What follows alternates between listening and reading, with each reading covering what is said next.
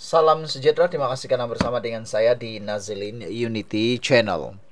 Beberapa jam selepas anak Rafizi diserang dengan menggunakan senjata yang dikenali sebagai picagari, jarum suntikan. Akhirnya ini berlaku kepada Rafizi dan keluarga beliau. Kita simpati dengan apa yang berlaku kepada Rafizi. Namun kita juga menolak konspirasi-konspirasi yang mengarut, yang mengaitkan kononnya ada kaitan dengan parti politik beliau sendiri. Saya secara pribadi menolak konspirasi itu. Karena pada pendapat saya, bukan sebenarnya parti beliau yang melakukan atau menjadi dalang. Bayangkan kalau ada orang lain yang coba memporak-porandakan parti PKR. Ini semua adalah mungkin ada dalang lain yang coba untuk mahu melaga-lagakan khususnya Rafizi dengan Anwar Ibrahim. Jauh sekali untuk kita memikirkan semua ini konspirasi dalam parti PKR sendiri. Saya tidak percaya dengan konspirasi itu. Sebab lebih mudah untuk kita mempercayai satu perkara, yaitu ianya mungkin dirancang oleh musuh PKR sendiri. Ianya mungkin dirancang oleh musuh-musuh Anwar Ibrahim, musuh-musuh Rafizi Ramli, yang sengaja melaga-lagakan dua pemimpin ini. Mereka tahu sekarang ini senang sangat nak menggunakan isu. Mereka boleh tunggang apa yang berlaku antara Rafizi dengan Anwar Ibrahim dalam parti politik PKR. Jadi secara ringkasnya, para penyokong PKR, para penyokong Rafizi dan Anwar Ibrahim kena berfikiran waras. Apa baiknya, apakah faedahnya kalau ada orang dalam sendiri yang mau jatuhkan Rafizi? Tiada langsung faedahnya. Tapi yang ada faedah, yang boleh diperoleh faedah, memperoleh faedah ialah musuh-musuh politik yang mungkin membenci sesat perpaduan kesejahteraan dalam parti PKR itu sendiri. Mereka lah yang akan menerima laba. Mereka lah yang akan mendapat keuntungan kalau Rafizi, Anwar, dan parti PKR bergaduh sesama sendiri. Mereka yang akan mendapat laba, mendapat kelebihan. Jadi para penyokong Pakatan Harapan PKR, tolong sebarkan kepada semua orang bahwa kata-kata yang kononnya melibatkan Anwar Ibrahim, konspirasi PKR dan sebagainya, semua itu adalah cerita bohong yang coba melaga-lagakan parti PKR itu sendiri. Mereka sedang mau melihat keruntuhan PKR. Mereka sedang mau melihat ada pergaduhan atau perpecahan dalam PKR. Jadi kena hati-hati. Mereka sedang menunggang. Biasalah kan, musuh-musuh politik Anwar dan Rafizi ini pakar tunggang. Dia suka tunggang apa saja. Pakar tunggang apa saja. Penunggang apa sahajalah, itulah nama singkatnya. Penunggang apa sahaja. Mereka suka tunggang. Kita tengoklah nanti. Pasti akan keluar kenyataan menuduh kononnya ini dan itu. Walau sekarang sudah mula. Tentara-tentara mereka sudah mula menyebar kononnya ada tentara-tentara lah, upahan lah, macam-macam lah. Saya tidak percaya langsung dengan konspirasi itu. Semua pembohongan semata-mata. Semua ini pastinya memang ada dalang di sebaliknya. Tapi bukan daripada PKR. Bukan daripada kerajaan. Bukan juga daripada parti kerajaan perpaduan. PKR tentunya tidak. Jadi siapa? Anda pikirlah sendiri. Kita tak nak tuduh siapa-siapa. Kita berikan ruang kepada kerajaan ataupun kepada polis untuk melakukan siasatan. Hari ini, apa yang berlaku seterusnya? Polis mengawal keselamatan keluarga Rafizi. Itu yang berlaku. 2 jam, 3 jam, 10 jam selepas serangan terhadap anak Rafizi, pihak polis telah memberi kawalan keselamatan terhadap keluarga ahli Parlimen Pandan itu. Dan apa yang berlaku, Ketua Polis Selangor, Sazali Kahar, mengesahkan perkara itu. Bagaimanapun tidak mengulas lanjut. Kata beliau, ada kawalan, tapi saya tak boleh dedahkan terperinci. Tapi di bawah kawalan polis, katanya. Sazali turut memaklumkan pihaknya belum menerima laporan rasmi mengenai pesanan berbau ugutan yang diterima istri Rafizi. Setakat ini belum menerima laporan dan kita minta laporan rasmi dibuat, katanya. Suspek masih belum dikenal pasti dan siasatan lanjut sedang giat dijalankan. Semalam Malaysia kini melaporkan anak lelaki bekas Menteri Ekonomi itu diserang dua lelaki bermotosikal di kawasan parking pusat membeli belah.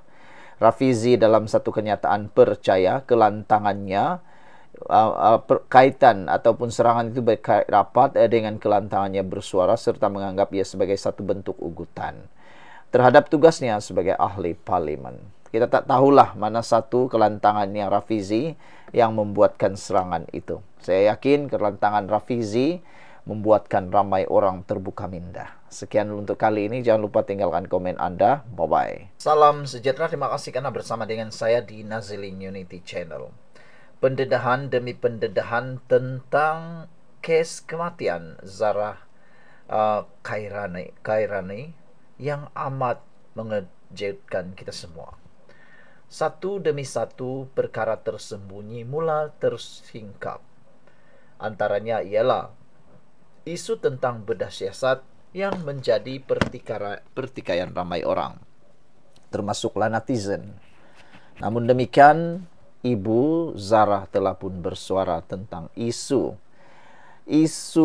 bedah siasat tersebut. Akhirnya, Ibu Zarah membuat satu pengakuan yang mengejutkan kita semua berkait dengan isu bedah siasat yang tidak dibuat awal. Ramai orang yang sebelum ini marah, salah faham, dan menyalahkan orang tertentu kerana tidak dibuat bedah siasat peringkat awal ketika baru berlaku kejadian tersebut. Tapi akhirnya apabila Bukit Aman memberitahu, membongkar, menyatakan bahawa Ibu Allahyarham Zarah sebenarnya telah menandatangani dokumen untuk tidak membuat bedah siasat tersebut. Tapi akhirnya AGC mengarahkan kubur digali semula untuk membuat bedah siasat. Akhirnya, ini pengakuan Ibu Zarah. Beliau kata, kalau tahu kami tidak akan tolak bedah siasat. Itu pengakuan Ibu Zarah Khairina. Saudara-saudara sekalian, saya juga terfikir seperti itu. Memanglah pada waktu itu keadaan harus kita fahami. Ibu Zarah Khairina waktu itu dalam keadaan yang sangat berduka dan mungkin pada waktu itu pemikirannya cukup terseksa. Kita tidak berada dalam keadaan itu. Jom kita lihat apa sebenarnya yang berlaku. Sebelum itu, jangan lupa tinggalkan komen Anda dengan tanda pagar solidariti untuk Zarah.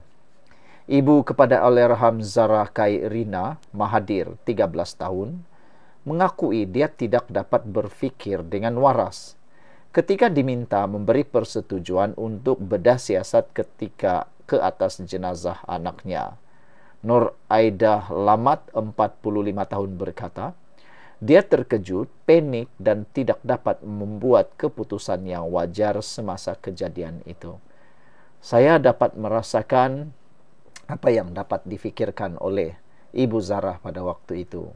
Mungkin di dalam fikiran dan benaknya, sudahlah anak dia dalam keadaan yang sengsara, terseksa kematiannya, nak dibedah lagi. Mungkin itulah yang menyebabkan Ibu Zarah mengambil keputusan untuk tidak menandatangani ataupun menandatangani persetujuan tidak bedah siasat. Karena dia tidak mau melihat anaknya itu terseksa lagi. Sudahlah kematiannya penuh dengan terseksa. Ini kan pula dibedah lagi. Siapalah ibu yang sanggup mengalami semua itu? Tiada ibu di dunia ini yang sanggup mahu melihat anak terseksa berkali-kali, jatuh daripada tingkat bangunan ketiga, tingkat 3, dibedah lagi. Siapalah yang sanggup? Semua kita pasti berfikiran seperti itu pada waktu tersebut. Sebelum kita teruskan ulasan ini, jangan lupa tinggalkan komen Anda dengan tanda pagar kami sayang Zarah. Tapi sebelum itu izinkan dulu saya untuk mengungsikan kepada Anda semua ini terapi imun Transfer Factor for Life. Terapi imun yang meningkatkan imun badan kita sehingga 400%.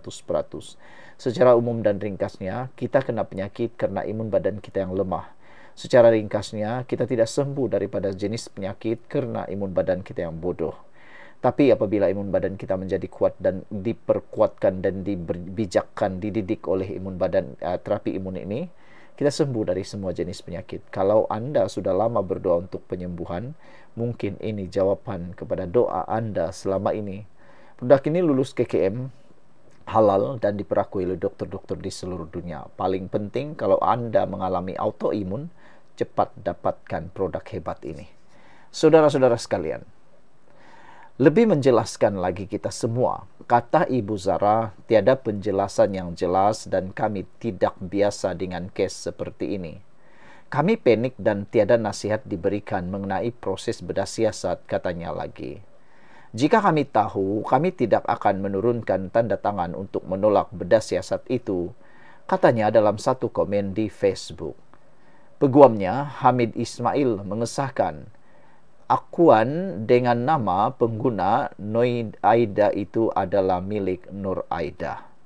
Semalam, Pengarah Jabatan Siasatan Jenayah JC, Datuk M. Kumar mendedahkan, pasukan task force yang memulakan siasatan pada 11 Ogos lalu mendapati terdapat ketidakpatuhan kepada prosedur siasatan yang mana pegawai penyiasat tidak membuat permohonan untuk proses bedah siasat terhadap jenazah Zara Khairina. Sehubungan itu, beliau dilapor berkata, tindakan tegas akan diambil kepada pegawai penyiasat dan penyelia kerana tiada penyeliaan. Bagaimanapun, Kumar dipetik sebagai berkata terdapat persetujuan atau permohonan daripada ibu mangsa memohon supaya bedah siasat tidak dibuat. Persetujuan itu direkodkan dengan tanda tangan ibu mangsa, doktor, patologi dan pegawai penyiasat dalam satu dokumen surat akuan enggan bedah siasat mayat atas kemahuan sendiri yang telah dikeluarkan oleh pihak hospital. Saudara-saudara sekalian, memang dari secara logiknya dan juga warasnya kita sekarang, kita boleh terima alasan daripada Ibu Zara Khairina ini. Siapalah pada waktu itu yang dapat berfikiran waras? Bayangkanlah, kalau Anda dalam keadaan itu, ada orang mula menyalahkan Ibu Khairina pula.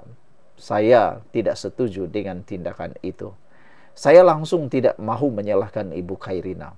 Apalagi mau menuduh dia untuk bertindak silap.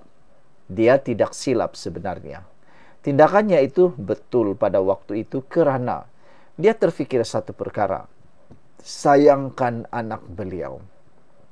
Bagaimana mungkin dia dapat berfikir untuk membenarkan anak yang sudah sengsara cara kematiannya itu untuk dibedah pula. Dan yang dia terfikir satu saja. Dia mau anaknya pergi selama-lamanya dalam keadaan yang aman dan tenang. Dia tidak mau melihat jenazah anaknya itu diseksa lagi, dipotong lagi. Yang pastinya itu semua ada di pemikiran Nur Aida Lamat, ibu kepada Zara. Dia sudah mengaku, dia terkejut, panik dan tidak dapat membuat keputusan yang wajar semasa kejadian itu. Dia juga telah menyatakan tiada penjelasan yang jelas dan beliau tidak biasa dengan kes seperti ini. Dia panik dan tiada nasihat diberikan mengenai proses bedah siasat. Mungkin itulah punca utama kenapa Ibu Zara tidak menandatangani ataupun enggan menandatangani bedah siasat. Sekian dulu untuk kali ini. Jangan lupa tinggalkan komen Anda dengan tanda pagar. Kami sayang Zara. Bye-bye.